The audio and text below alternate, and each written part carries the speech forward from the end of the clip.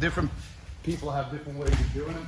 But what I found to be very important is for you to be able to get their shoulder to the mat, okay? The way you do this is, let's say we're here. Now, the thing is that you gotta understand, you can get an arm lock from here if they don't pull that arm down. The key is that it depends on what you want. So obviously you have a primary attack, which is the arm, but in our reality, in your head, it's this. If you can get this, take it. But in reality, you're setting up an omoplata or a triangle, okay? I need to put all my weight on him here so that my knees can start driving forward here. As I start pulling, he knows he's gonna start saving that arm. And I pull this through and I switch my hands right here, okay? This leg has to control the shoulder, okay? And the way I do it is this, okay? Some cross their feet out. I pinch my knees and I straighten my legs, okay? Because what this does is that if you give a little bit of hip up and you straighten your legs, okay? You're putting pressure on his shoulder.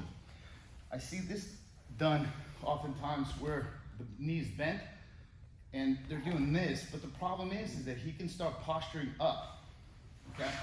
You see that? From here, I'm gonna take my leg, yeah, and you pin that shoulder as my left hand pushes his hand in the pocket, okay? From here, I need to scoot back, This right leg needs to be engaged so that you're like literally like flexing, like you're trying to like a nutcracker his shoulder, because the more you flex it, the more it limits the rotation in the shoulder and you lift, okay? This is me with a relaxed leg, okay? I mean, it's still tight just because it's on his shoulder. You don't want to be on his back, okay? One more time.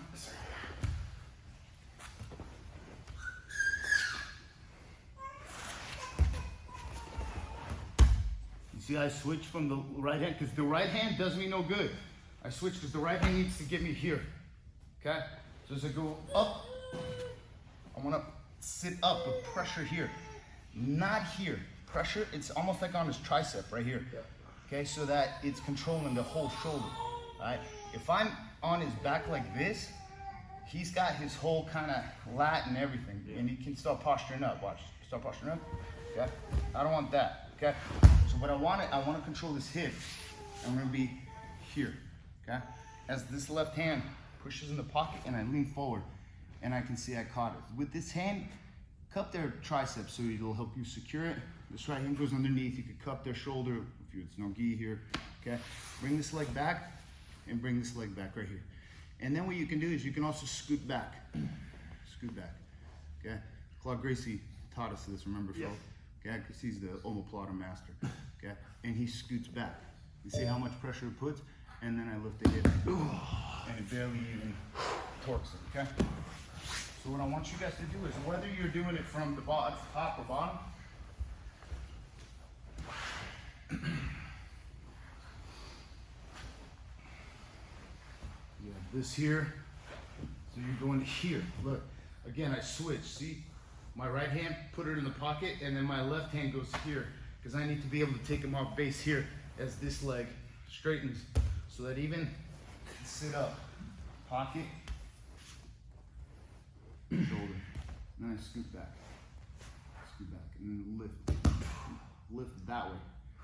If you lift this way, they can take it, but he'll start maybe rolling to his right.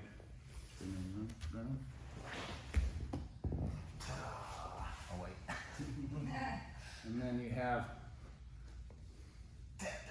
all kinds of stuff right here. Okay.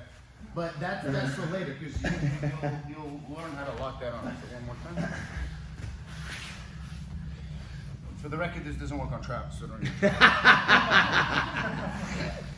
punched.